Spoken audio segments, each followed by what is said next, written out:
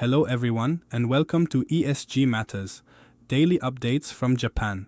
I'm Boyan. Today, we spotlight Japan's notable address at the 58th annual meeting of the Asian Development Bank, held in Milan, Italy.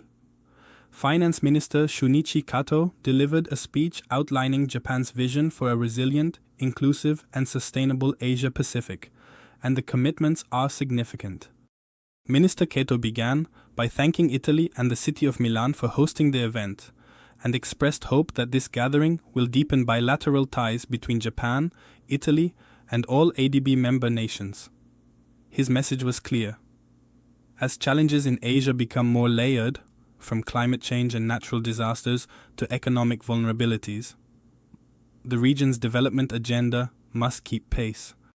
Japan welcomed ADB's recent reforms under President Masatsugu Asakawa's leadership, especially the plan to unlock an additional 100 billion in lending capacity over 10 years. Strengthened operations and a renewed focus on 5 key areas: climate action, private sector support, regional integration, digitalization, and resilience, were highlighted as key steps toward a sustainable Asia-Pacific future. Minister Kato emphasized that Asia's development landscape is increasingly diverse. While low-income and vulnerable countries continue to need direct financial support, middle-income countries require a more tailored approach, focusing on knowledge sharing, institutional reform, and private sector-led growth. Japan publicly supports the $5 billion concessional funding boost under ADF 14, which came into effect in April, and hopes to see measurable progress in climate resilience, crisis response, and regional cooperation. Recognizing that private sector growth is key to self-sustaining development, Japan announced a $20 million contribution to ADB's new trust fund, the market acceleration platform for Asia and the Pacific. Minister Kato urged interested partners to join this effort, and also welcomed ADB's move to launch a unified platform that will provide clearer direction for private sector development initiatives. Japan's message is clear. It's not only about funding, it's also about bringing Japanese expertise, especially in disaster resilience and quality infrastructure, to the wider region.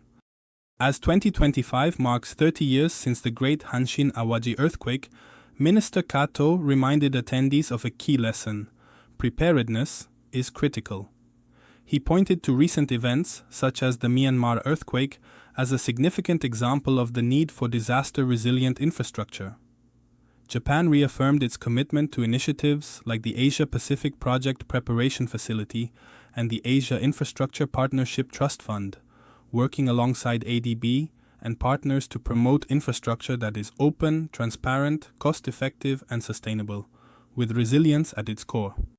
Japan highlighted its long-standing support for disaster risk financing, including the Pacific Catastrophe Risk Insurance Facility and the Southeast Asia Disaster Risk Insurance Facility.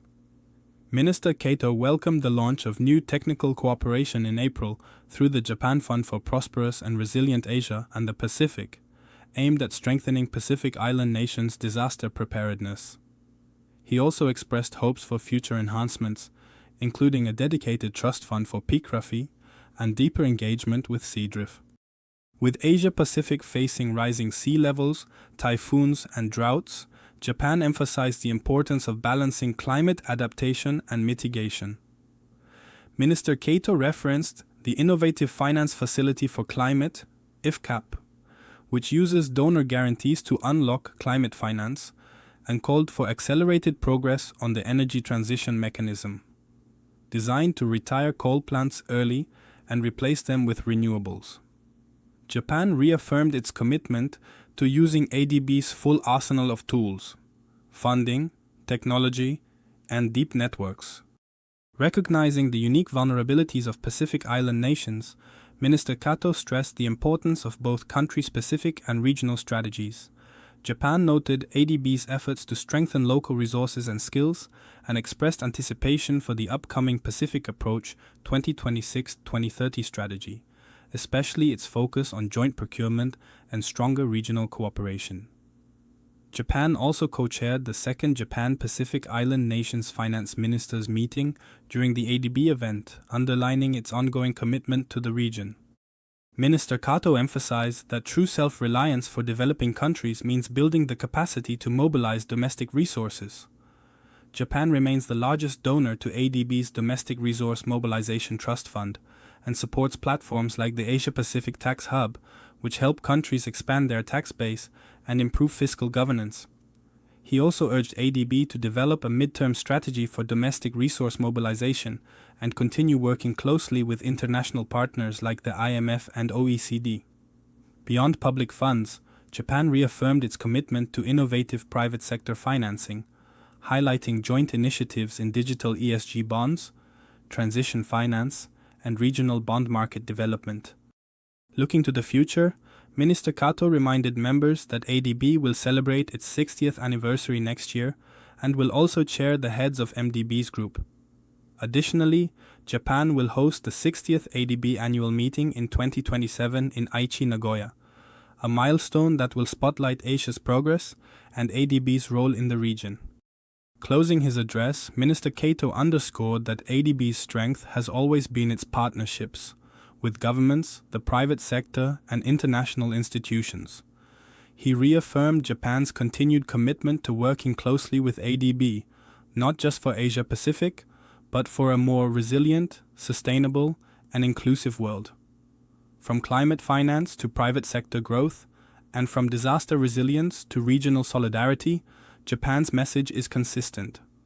Sustainable development is a shared journey, and partnership is its driving force.